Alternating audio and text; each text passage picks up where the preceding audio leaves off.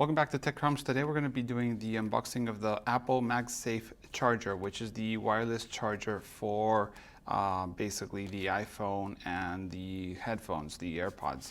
So you have to flip it around. You see a little arrow here on the side, and all we have to do is lift that up.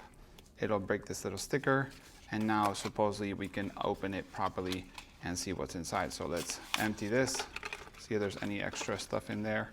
We have some manuals and stuff like that, that's usual. Then we have the classic designed by Apple in California. That means designed, not made. And then we have here our basically Magsafe charger. So with the Magsafe charger, there's a USB-C cable that we can see here and the puck, which is on the side.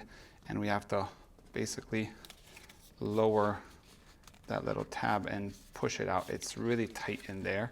So be careful, you don't want to hurt the connector here. And then these two just come like that out of there, and the USB-C is there. So there's nothing else here, okay?